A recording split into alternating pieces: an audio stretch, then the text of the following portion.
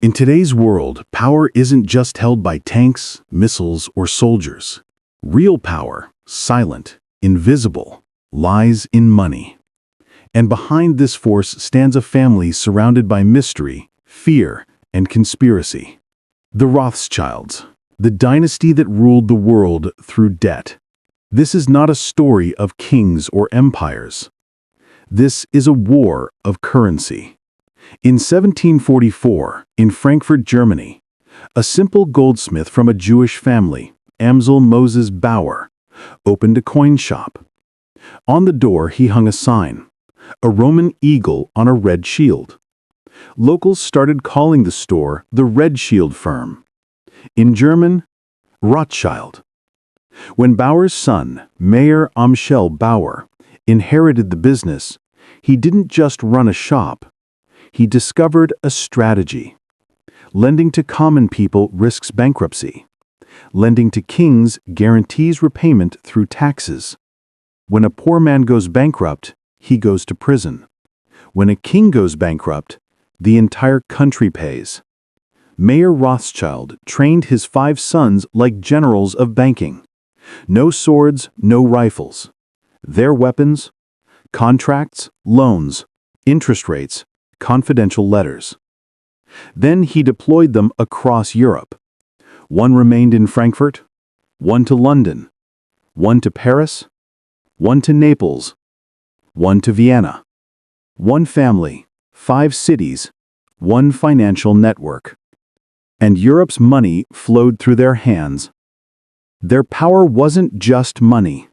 It was information. The Rothschild network was faster than any government's intelligence system. They knew the outcome of wars before kings did. They knew when currencies would fall, when nations would rise. If you know the future before anyone else, wealth becomes inevitable. During the Napoleonic Wars, the Rothschilds didn't just watch history. They financed it. They funded both sides. Weapons, supplies, logistics.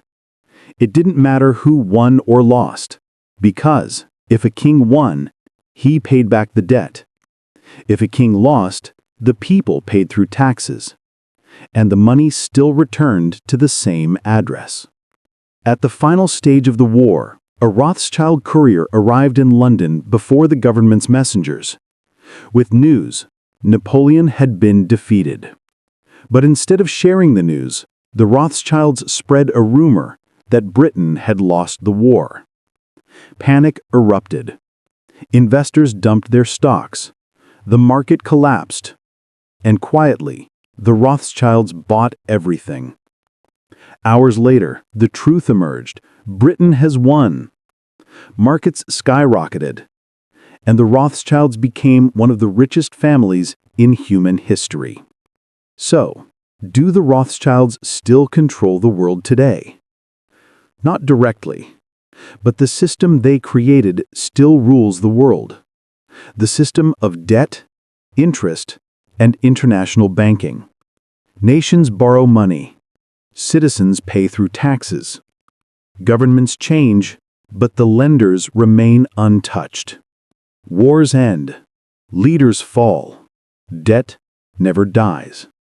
And the architect of this invisible empire was Rothschild.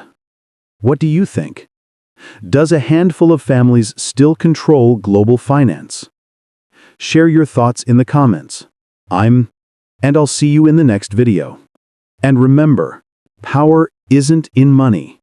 It's in controlling money.